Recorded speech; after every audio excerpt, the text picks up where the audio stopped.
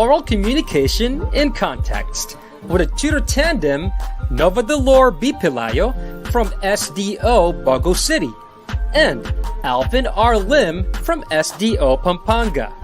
21st century literature from the Philippines and the world with a tutor tandem, Florence De Vera from SDO Angeles City and Jocelyn C. from SDO Quezon City. Creative writing with a tutor tandem, Kit A. Nadado from SDO Tarlac Province and Jericel E. Corpuz from SDO Isabela.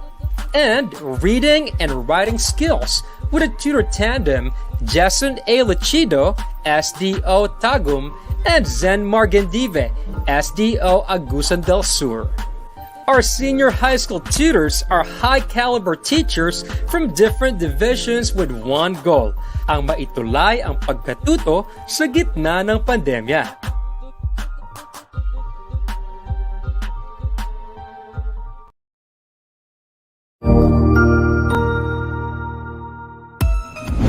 Mabuhay! Good day to all! I am your tutor Madge.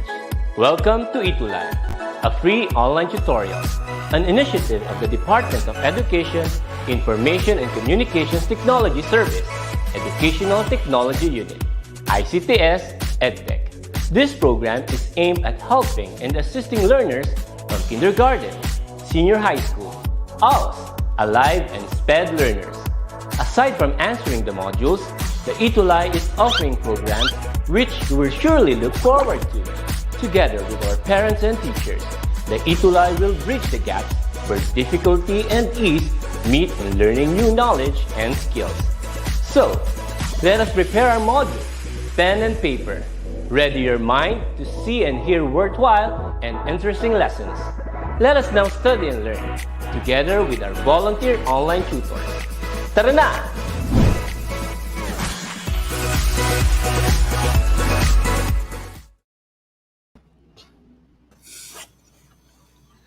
Mamamas ko po! Tayo na giliw, magsalo na tayo. Joke lang, Sir Jerry.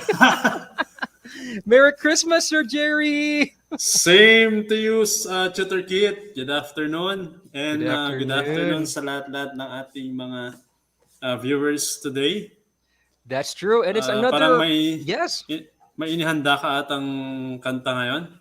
Actually, yun na yun, Tutor Jerry. Okay. Yun na yun.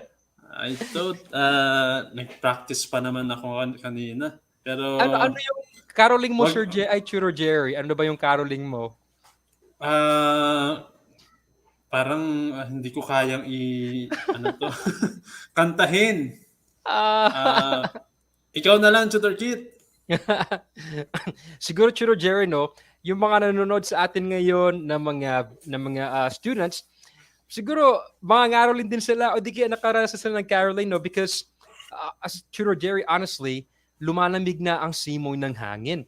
So siguro, let's begin with a shout-out sa ating mga viewers today. Hello kay Rosel Flores, STEM 12 ETUlay from San Mariano National High School. Ganun din kay Rosel Flores, Johanna Kate Fesalbon, Chu Christian Louis Cabas, and Neslin Agabaw Kirod. Ito si Neslin. Naging tutor of the week, ay tutor of the week natin siya, Tutor Jerry, right? Yeah, Tutor Kit. May mga pa-shoutout ka ba dyan? Yeah. Yes? Shoutout sa aking mga kasamahan dito na nagko-closing program sa aming capability building. Research. Talagang madugo ang aming 2 araw ngayon because of the research festival, school-based, Tutor Kit. Well, kailangan talaga ng Tutor Jerry, no? Di ba, malapit na ang ating Christmas break. Yeah. Kaya, konting tiis na lang, guys, di ba? 40-minute na lang na samahan nyo kami ng 40 minutes and then Christmas break na tayo. This is our last week. Rest day mo na, Tutor Kit. Yes. And guys, sa inyo rin, guys, no? Maraming salamat sa mga hearts, sa mga likes. Hello kay Josephine, kay Cecily, kay Charmy, kay Luwa, Mary Joy, Marceline, at sa lahat na nanonood ngayon. Hello sa inyong lahat. Okay, Tutor Jerry. So, ano ang gagawin natin today, no? Medyo ang dami mong prepare ngayon, Tutor Kit. I know na Medyo nga. haggard. Haggard, Pero pero tuloy pa rin. kakayanin, Tuloy pa no? rin. Kakayanin Yeah. para sa ating mga estudyante. Hey guys, Tutor Jerry, baka gusto nyo silang invite sa sa ating papalapit na na concert ng mga ETUlay teachers. Yeah.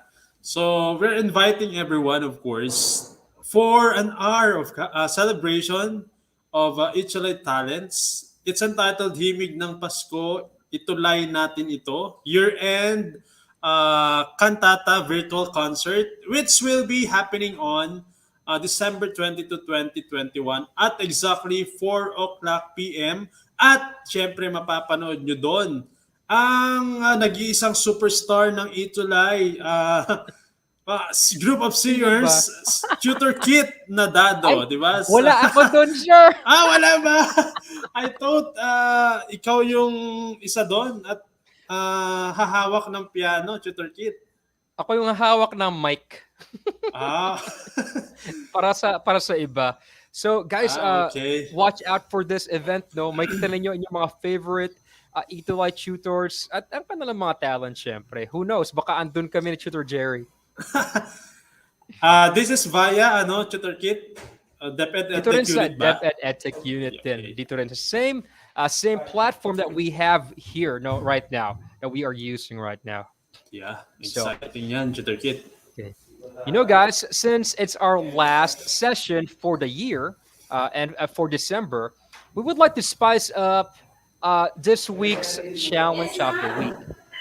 Our challenge of the week this week is a Christmas message. Oh, now a Christmas message. So here's your challenge. First, we want you guys to think of a friend, maybe a classmate, a relative, or anyone special na matagal nyo nang hindi nakita or matagal nyo nang hindi nakausap. No? Then, write a short message, a heartfelt message about Christmas, maybe about like gratitude tungkol sa taong yun. And then, post that message using hashtag ETUlay Creative Writing. And don't forget to tag that person. The best four na na mapipili namin next week makatanggap ng Christmas gift from Tutor Jerry and I. Yeah. And that is amounting to 100 ba, Tutor Kit? 100 per ba? head? 100 ba, Tutor Jerry? We'll see. Yes, sure. Okay lang, yeah. We'll see. Yes. Basta Para maganda yung kanilang outputs. That's true, Tutor Jerry. No. So, guys, just send. Remember to post your heartfelt message using hashtag ETUlay Creative Writing. Game?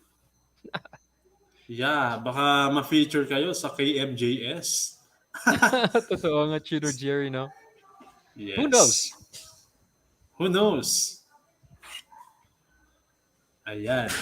So, again, Tutor Kit, after going through this module, our senior high school learners will be able to differentiate staging modalities ba? Parang hindi ito, Tutor Kit. Well, parang part siya, no, ng last week na lesson natin. But this one, yes, we will go more in depth sa pag-envisioning, no? Ng ating, deeper. Parang deepening, pa. Tutor Kit. Deepening pa. Okay.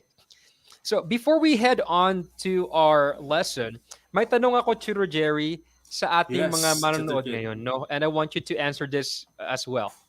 So, Tutor Jerry, what is your favorite part of Christmas? No? Ako muna ang mauuna. Yeah, sige. Ako muna. Sige, Sorry, Tutor Jerry. Sige. Pinakagusto kong part ng Christmas is yung Noche Buena. Kasi we eat together as a family and they will celebrate Christmas as a family. And I really feel the love. What about you, Tutor Jerry? Part of Christmas, Simbang Gabi. Simbang Gabi. Yeah, it's happening soon. Anong araw ba yon? It's 14 today ata, Tutor Kit. And yes. Parang 16 yon ng madaling araw. So malapit na pala. Yes. What about you guys? Ano yung favorite part ng Christmas para sa inyo? Can you type down your answers in the comment section, please? We want to Ayan, know, sige. no? We want to know what your favorite Christmas part also, and then we'll be able to read also your answers, your True. experiences. And so please type your answers or your experiences on the comment section. Yeah. Exchange gifts according to Neslin. But then parang it's impossible na magkaroon ng exchange gift today sa school. But then sa Mm-mm. bahay pwede ano, Tutor Kit. Yes, at home they could exchange gifts as a family. No, it doesn't need Yeah. to be expensive as long as it is like heartfelt and genuine. I think it will be appreciated as a gift. Sino ano pa kaya guys? Yes. Can you tell us more? What is your favorite part of Christmas? Thank Parang you, nag-iisip pa Neslin. sila. Yan. Nag-isip pa sila. Hi, Loisa May Ortega. Hello din kay Tutor Junjun R. Ramos, who is a tutor in Practical Research 1. Kasama Hi, natin dito, sir. Tutor Kit. Napaka-active Wow, niya. But then, that's nasa kwan true. siya ngayon. Nasa galahan, gumala si Tutor Gumala siya, Junjun. sana all. Sana all. Sabi Yan. ni Joy Joy, exchange gift. And also Wendolyn Dangilan said, eating together and exchange gifts. Para Noche Buena din, no? Yeah. And exchanging gifts. Nice. What else? What else? Come on, Meron pa ba? guys. Come on, vamanos. At habang inaantay natin ang kanilang sagot, Tutor Kit, pwede kang mangaroling. Ay, yung ba yung Churro Jerry yung ano yung May dala-dala kang gitara. ayun. Yan. Oo nga, Churro Jerry. Naalala ko na karoon eh. Tayo na giliw, magsalo na Saliw tayo. na tayo. Meron Meron na na tayong tinapay tinapay at at keso. keso. May panoche buena sa Sa gabing ito. gabing ito. At bukas ay araw ng Pasko. Kita Speaking nyo, of caroling, talagang senior na senior si Tutor Kit. Talagang masyado. matindi to, matindi. Sir Jerry, sabi nga ni Viernes Silverio, no? Caroling daw. Kaya ako napakaroling bigla. Parang dala-dala mo talaga yung gitara mo yun, Tutor Kit. Oo, Handang-handa. yung pwede ko. Baka may magbigay ng 500 eh. Wow! Okay, Tutor Jerry. I think you can to our students you can just type in all the traditions, all the things you love about Christmas, and maybe later on we can read them for you. Okay. Now, Tutor Jerry. Ayan, we have now our flash review, the lessons that we did discuss last time. And you're going to identify the specific theater stage type. Alam niyo to? Because we did a discussion last Tuesday based on the given illustration. The given column will lead you to the correct answers. Ayan. That's true. And we've actually given them, Tutor Jerry, some clues, okay, to help them. Okay, first. Ayan, pinadali na naman ni Tutor Kit ang buhay nyo. Ano kaya yan? Is it a proscenium? Hindi naman proscenium kasi it starts with letter F. Ayan. Para ano siguro, sir? Ano to? Flexicol. Flexicol. Parang nagpa-flex lang sa Facebook. Ayan. Parang ganun. It kind of sounds like, I don't know, cool or popsicle. Ayan. Na-late na naman sa StreamYard. That's true. I think this is a great stage because it's actually very, what I call this, it's adaptable, no? Sa kung ano yung audience, ano yung play. Yes. You can actually move around some parts of it. Yeah. What do you think is the answer? According to Mary Joy Kiepe, Tutor Kit, it's flexible. Let's see. Is it flexible, Tutor Kit? Yes, correct. Correct. Very good, Mary Joy. Flexible nga. Flexible nga, no?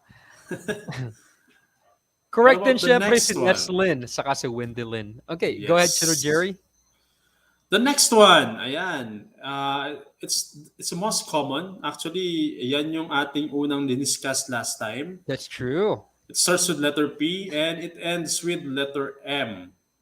Ayan. Ano kaya ito, yan? Tutor Jerry, no? Now, this one is actually what do you call this? I've seen this in like Phantom of the Opera, in a lot of movies, in like the Renaissance, right? So Yes. it's a very prestigious kind of stage, and it's actually very common in Yes. the Renaissance, the Victorian era. Ay, nanunguna naman si Mary Joy Yeah. Churrogerio. Meron siyang note. Ayan. Proscenium according to Mary Joy. Ayan. Yes, Siya lang ang nakasagot ngayon ng mas mabilis. that's true. Tutor Let's sing Kit. that. Tingnan natin. Is it Yay, proscenium? correct! Yes. It's Yes. proscenium.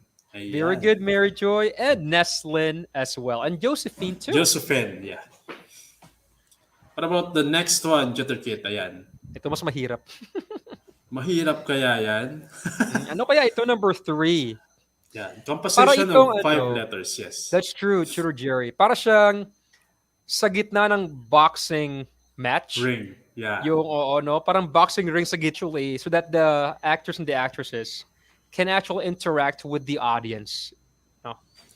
Ooh. Okay, so yun pala yung purpose nun, ano, Tutor Kit? So that they could interact with the four-cornered audiences. Ano? Ang galing na naman ni Mary Joy, oh. Kita mo yan. Saka ni Yan. Josephine. It's arena, according to them. Ayan, Joy Yes, Vinasoy it's also correct. answered. It's correct, yeah. Good job, Arena Joy nga. Joy as well. Arena nga. Next. This is the last one. Oh, medyo mahirap to, Churo Jerry. Mahirap kaya? Ano kaya Katunog to? yan. Katunog kasi yan ng Tutor Kit ng tiwala. Naks. Tiwala. Oo nga, no. Tiwala. Or Oo. kasi katunog din siya ng crush. ng crush. Crush. Ayan. Ayun na si Neslin. Naslin answered trust. Thrust. Is it trust, Tutor Kit? Let's see. Yes, it's Yes. correct. It's a thrust kind Yan. of stage. Alam mo kung bakit siya tinawag na thrust, Tutor Jerry? Kasi pwede siya matulak. Pwede siyang Okay. adjust din. No? Parang ang dami kong natututunan talaga sa'yo. You are an expert in the field of one-act play. You're a Ay, hindi one-act naman, play Tutor lover. Jerry. It's just like you're just thrusting me. Yes, of course, Tutor Kit. Kaya Ay, walang nako. kaba. Wala akong kakakaba-kaba kapag kasama kita, ikakolab kita, Tutor Kit. Next naman, Ayan. Tutor Jerry. Congratulations, everyone! Congratulations, guys. And thank you talaga sa inyong mga sagot, everyone. You guys are such great students. Okay. So, Tutor Jerry, I think it's now time for us to go to our lesson. Now, Yes. before we go on to the steps of how to write a one-act play, medyo we have to clarify some of the things that are very confusing in the world of theater, of drama. So this is the question for you guys, okay? If you know the answer, please type down your answers in the comment section. The question is, how is drama different from a play? Ano yung pinagkaiba ng drama sa play? What do you guys Yes. think? Ayan. If student kasi, Tutor Kit, if this will be thrown to them directly in a formal class, malamang ang isipin nila, it's almost the same pag drama That's and play. true. But then, ano kaya yung differences nila? True. Maganda talaga matutunan to, Churo Jerry, no? So that they can like distinguish what's in drama and what's in play. Yes. Yun ba kapag, for example, umiiyak yung tao, drama mo, yun na ba yung drama? Drama na kaya yon? Drama na kaya yun? Ano kaya? Guys, can you tell us Ayan. what you think, please? Sige. You key in your answers in the comment section. Kunwari, nagmamadali tayo because it's already Oo nga. 4:56. Talaga, Churo Jerry? Yes, Tutor Kit. That's so crazy. Ayan. Well, anyways, should we just reveal the answer, Tutor Jerry? Nahiya ata yung mga students Nahiya natin. sila, Tutor Kit. Okay. Good, Tutor Jerry. What is a drama, by the way, Tutor Jerry? Drama is a written literature which is either prose or verse, and it's usually in a dialogue form for performance. It comes from the Greek word dran, which means to do. Okay? Mhm. So drama, you have to do a performance. Ayon, That's true, Tutor Kit. Tutor Jerry. And specifically, this is like the genre, no? This is the genre. And sometimes it's just read, no? Sinusulat, nakasulat lang siya, binabasa lang siya. And sometimes it can be acted. Now, if it's acted, no, kapag i-perform na siya, Yeah. it becomes a play, A play. no? Yes. So, oh, Yun pala yun. Tutor Jerry, may sinabi si Wendelin. Uh, sabi niya Ang dito, haba.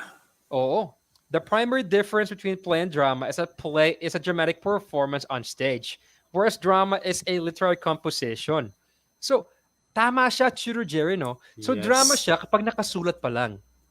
But once it will be it's performed, then it It's becomes already a play. play. Ayan. Ayun. Ayun. So, meron So, na silang clear view on the differences. Yun pala yun, Tutor Kit. yun pala yun. So, Wendelin, that's very good. Thank you so much. Thank you. Okay. So, Tutor Jerry, pwede mo ba silang i-review konti tungkol sa kung ano ba yung one-act plays? Okay, Tutor Kit. So, one act play, isa-isahin natin, it's a short piece of drama that consists of only one act. Actually, na-discuss na natin to last time. But That's then, true. for a review, it has only 2 to 3 characters. And then a one-act play is a separate literary form by itself with a running time between 30 to 45 minutes. Ayun, Tutor Yes. Kit. That's correct. And actually, kapag, if you are just a beginning playwright, kapag nag-upisa ka pa na gumawa ng drama mo, maganda pag-practice nitong one-act play. That is why in the senior high school, it is encouraged to do a one-act play as as one of your practicum in creative writing. Yes. Yeah. It's actually a lot easier to write because the set is limited, no, the characters are limited, and then the running time is limited. And actually, it could go below like 30 to 45 minutes. It's still okay. Yun yung kanilang feature. Yun yung feature po ng ating one-act play. And siguro mas exciting to, Tutor Kit, if meron na tayong face-to-face because napakahirap gawin nito virtually. Oo. Mahirap mag-record. Just imagine, Tutor Jerry, no, kung mag-one act play ka sa Zoom, via Zoom. Ang hirap, ang hirap. That would Parang be, that yung would be, ano to, yung ating wellness in the morning, talagang that's bigay true. na bigay sila in the morning, Tutor Kit. Yes, I would love to have that kind of energy too. Right? Gawin Thank natin you sa minsan. mga likes. Talaga, Tutor Jerry. Yeah. Okay. Pagpasok ng January. Pagpasok ng January, we will see. Yeah. We'll see. We'll see talaga. Now, guys, when it comes to one act plays, you need to also remember that it also consists of a lot of elements that is present in a short story or in a kind of narrative. It has a setting, it has characters, it has like some kind of property, it has the stage as its main venue, it has a conflict, which is very important, it has a point of view, theme, and more. And just like a story, it has a plot structure that contains a beginning, a middle, and an end. So parang once na napanood ng inyong audience ang one-act play, they would feel a sense of accomplishment. Yung parang nakapanood sila ng kumpletong story. Yes. Hindi sila mabibitin kasi wala Walang ka pa mga namang episodes. sequel. Oh, Yes. sequel. Tama. Yes. Hindi sila nabibitin, Tutor Kit? Totoo, Tutor Jerry. Tutor Ayan. Jerry? Aside from those, a one-act play also is a short and requires no elaborate setting and costumes. It is the best training ground for the new aspirants through dramatic fame. Ayan. Yes. So, a good foundation ang one-act play if you're planning to be on the bigger stages, just like sa mga talaga, national plays, international plays, yes. Yes, bago sila makapagsulat ng play with like 4 acts or 5 acts, perhaps they could start with something small, a 1 act play. And that's a very good Yes. foundation for any aspiring playwright. Okay. Ayan. Okay, Tutor Jerry? Chief characteristics of one-act play. The first one is it treats the problem of everyday life, such as love, marriage, divorce, justice, crimes, punishment for crimes, law, labor conditions, superstitions, customs, and manners, and then many more. Ayan. That's true. That's the first one. That's true, Tutor Jerry. And a lot of these topics are very relatable. That's why, guys, in a 1 act play, uh, you focus right away on the problem. No, the problem. For example, sa love, dalawang magsing irog na nag-LQ, something like that. You go straight. No? Or kaya Yes. dalawang mag-asawa na hindi nagkakaintindihan or they're going through a divorce. Uh, what if like your lola and you're going against a superstition of your lola? So a lot of these things focus on the problem or the conflict of a story that is from a subject that is from everyday life. No, so parang Yes. relatable talaga siya dapat, Tutor Jerry, no? Yes, certificate. Kwan siya, parang realia. Mm-mm. Okay. So siguro if you wanted to write a 1 act play, pwede silang maghugot ng inspiration sa kanilang mga sariling karanasan o di kaya sa mga Yes. nakikita nila sa paligid, di ba? Yes, certificate. Personal experiences kasi mas maganda, mas makaka-relate yung audience. Just not like yung mga gawa-gawa lang, hindi sila No. masyadong hindi relatable. Oo. Walang relevance 'yan. Kaya kung galing ka sa breakup ngayon, gawin mo ng 1 act play yan. I-expose mo yung iyong sarili. Total, kasama yung exposition doon sa part ng one act play. Tutor Jerry, kawawa naman Patay yung ano tayo dyan. natin. Hello pala kay Lyra, Trisha Vidad, Vicky Asieto Buraga, kay Michelle Alvarez Serrano ng Alibadabad National High School. Hello sa inyong lahat. Ayan. What's next, Tutor Kit? Ayun na nga, yung exposition. Lumabas. Lumabas nga yung exposition, Tutor Jerry. Yes, Tutor Kit. So, if you're planning to write a 1 act play, guys, you kind of have to kind of picture it as like a pyramid or like a triangle. The very bottom of the triangle, which is the exposition, is where you begin, no?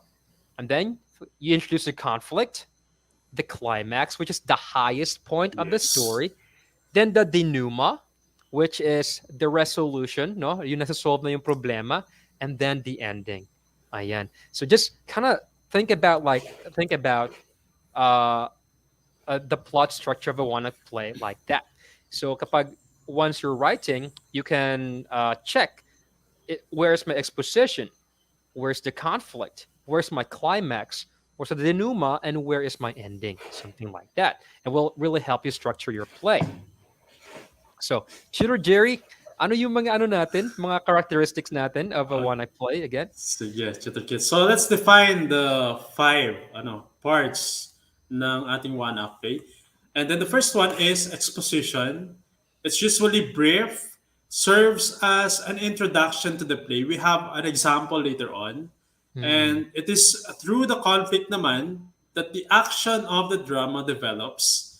It is the very backbone of the one act play.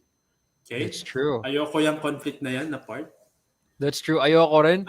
Pero sabi nila, Tutor Jerry, kung walang conflict, hindi exciting. Tama, Tutor Kit. Okay. And now we also have the climax, which is the turning point of the drama. Dito yung pinaka-dramatic, pinaka-intense, no? Pinaka-interesting na part ng story mo, no? It could be the big reveal, the big plot twist, something like that. And then we have the denouement, which is actually the resolution. Parang dito na nare-reveal yung mga hindi pa nare-reveal nung umpisa. then you could get to understand the entirety of the play. So it kind of overlaps with the Yes. climax and goes down into the ending or the resolution. Parang dito lumalabas Tutor Kit yung flashback. Bago siya mag-end eh. That's true, Tutor Bago, Jerry. yes. Yes. And the denouement actually kind of prepares uh, your readers or the audience for the ending. And so it Yes. needs to be satisfying for your audiences. But when the ending comes, they'll be like, "Oh yeah, that's a really good play. I'm Parang satisfied." Something like that. it's between awe tsaka frustration. Yes, Pag yeah. pangit yung And kanyang frustration. denouement, yes. That's true. Yes. So now we will teach you guys on how to write a scene for a For a one-act play. one-act play. Ay, by the way, hi sa aking pinsan kay Maylene Burayag who is watching. Hello. And also kay Talagang Angeline Eduria. supported, Tutor Kit. Yes. I'm so glad. Okay. So, Tutor Jerry, ano yung step one natin for writing a one-act play? Okay, so our first step will be you have to decide on what your one-act play will be about. Yan. Kailangan i-visualize mo muna kung ano yung uh, gagawin mong one-act play kasi hindi pwedeng parang impromptu. Hindi pwedeng ganon. You have to That's plan true. also. Tama yung Tutor Jerry, no? Hindi ako makakagawa ng one-act play kapag buksan ko lang yung laptop ko and then I'll just start writing. No. I Yes. usually would, I actually would write down, create an outline of the plot structure. Ito yung mangyayari sa umpisa, next, and then next. So that I have like a Yes. map of what to do next, something like that. It really pays off if you have like what I call this a plan. This is what I'm going to do. This is what my one act play will be about. And it kind Yes. of works like that. Meron siyang sequence. That's true, Tutor Jerry. Number two. Number two, create a profile for your characters. Ayan. Isipin mo rin yung mga characters mo. Is it,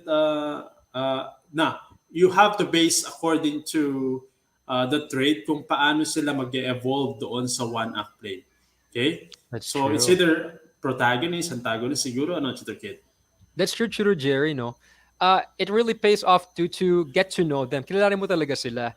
Paano sila magsalita, ano yung mga hilig nila, ano yung gusto nilang gawin, ano yung gusto nilang ma-accomplish, ano yung ayaw nila. Para sila totoong tao talaga. Mas Yes. makaka-relate kasi yung mga audience kapag yung characters mo, they feel real life. Yes, kasi it's based on personal experiences, real life experiences naman Tutor Kit. Kaya makaka-relate talaga yung audience if gagawa ka ng play na talagang may katotohanan. That's true. Kaya kilalanin po natin ang inyong mga characters. Make a profile for them and stick to that profile. Next, Tutor Jerry. Describe the setting.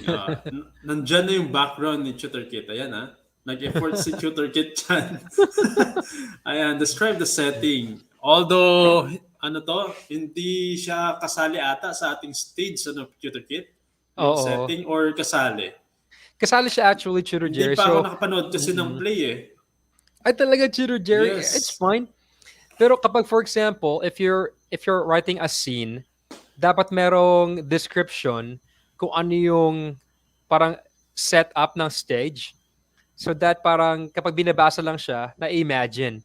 And then kapag gagawin naman siyang play, then maybe the stage designer can come up with the setting for you. Okay. Para siyang sitcom pag sa setting or hindi naman Tutor Kit? Parang pwede rin actually. Pwede So rin as ganun. long as na ito yung stage setup natin yung parang staging modalities natin ay. Ayan. Next. For exposition. Yan. Expose. Ito yung simula Yan, ng simula. play. So Ayan. dito kasi Tutor Jerry, no, in-introduce natin yung mga Sino ba introduce natin dyan, Tutor Jerry? Ayun, no, yung mga ganun, Tutor Exposition. Kit. Na ganun. Yung Yung mga ganon. characters, ayan. Yes, oo. Tapos, dito sila nagpapakilala, dito natin sila nakikilala on how ano yung gusto nila, anong klaseng tao sila, something like that. So, Yes. just like a short story, no, the exposition is where we get to know our characters, the setting, the time, the era, something like that. Next is Number 5, present the conflict. Siyempre, Tutor Kit, nandun na tayo doon sa discussion kanina. Right after the exposition, you have to follow it with the conflict na. Yan. Kasi short lang yung time natin. You have to make it sequential na, and then hindi siya pwedeng maraming paligoy-ligoy. At matatagalan yung ating one-up that's play. true. So dapat i-introduce talaga agad yung conflict, yung problema, no? Kunwari nagkakalabuan silang dalawa itong characters natin na magjowa. Parang yung nasa Nagkakalabuan sila. background lang, Tutor Kit. Parang yung nasa background. Nagkakalabuan. Medyo may social distancing. Oo nga, Tutor Ayan. Jerry. Ang galing mo Okay. talagang mag-visualize ng ano?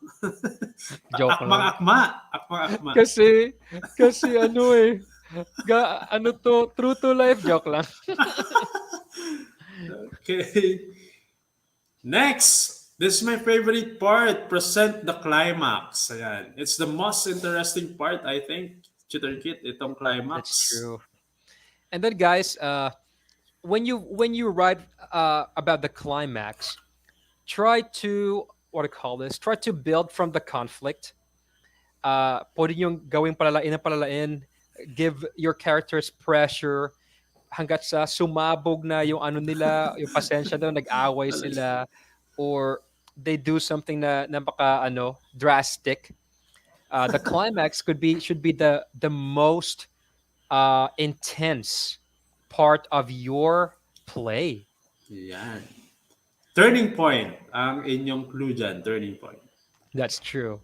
Ayan. 7, present the resolution. We have to present na the resolution, Tutor Kit, kasi it's 5:14. Para hindi natin mababasa ang ating example. Yeah. Present the resolution. And that's Yes. number 7. That's number 7. At dapat, once again, just like we've said before, when you end your one-act play, make sure that it will be satisfying for your audiences and for your readers. So make sure that the conflict is resolved, or sometimes it's not resolved, but something is learned or changed in terms of like character development or how the story progressed. Okay. Ayan. So right now, guys, we will be reading just a portion, Tutor Jerry, kasi wala tayong time. Yeah. A portion talaga, Tutor Kit. It's 5:15 eh. Ayan. Yes.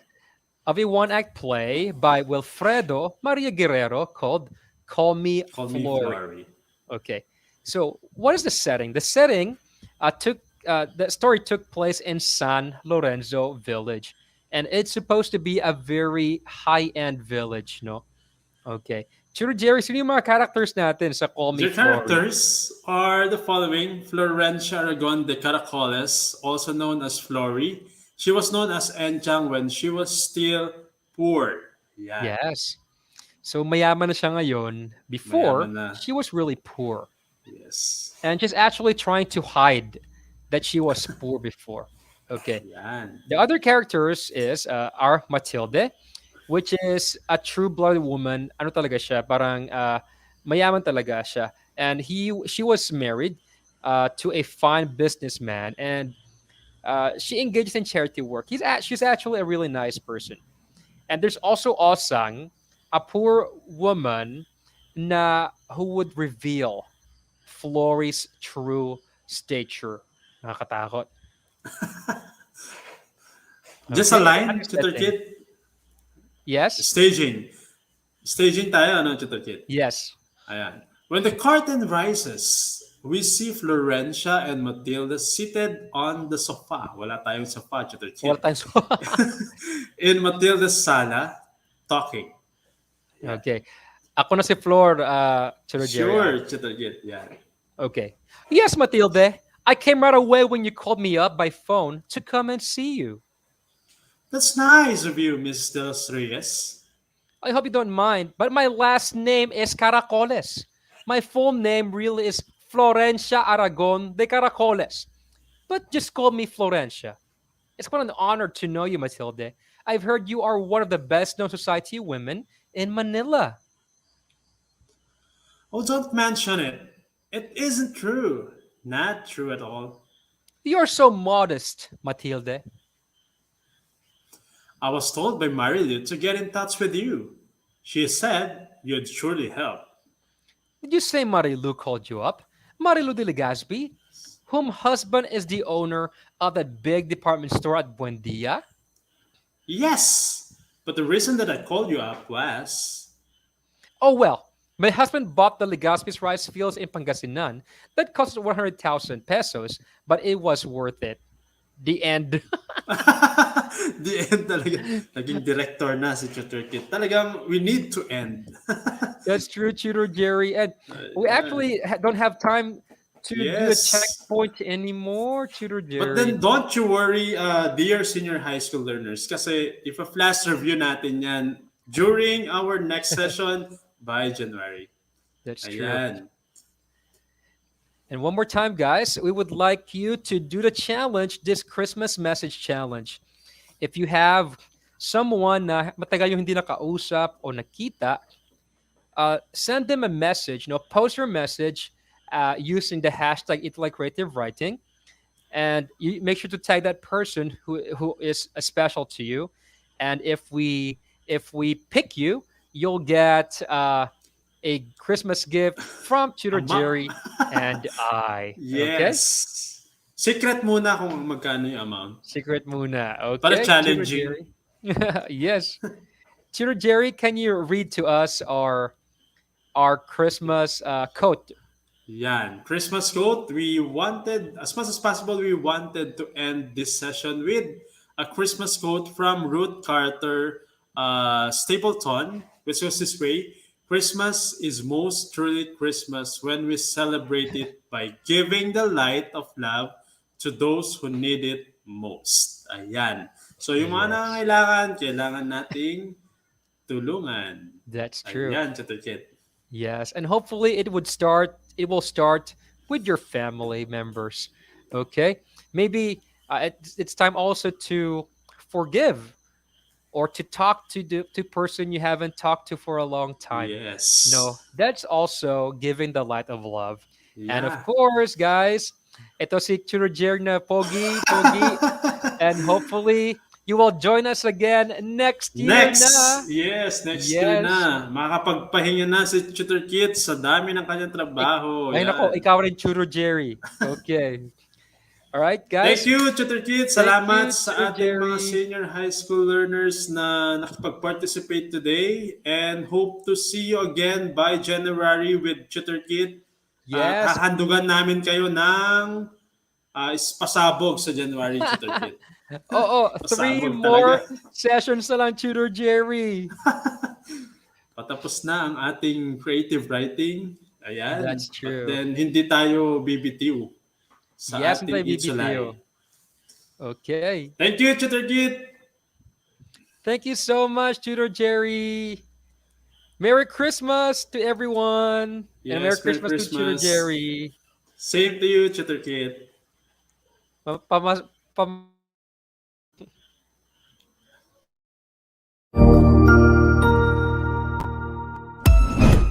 Ang husay naman!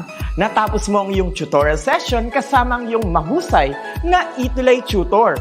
May bago ka bang natutuhan? I-share na yan gamit ang hashtag ETUlay Level Up. Huwag aalis ha, dahil may susunod pang programa na pwede mo ring panoorin at salihan. Dahil naghihintay na ang iyong mga tutors. Happy learning dito sa ETUlay!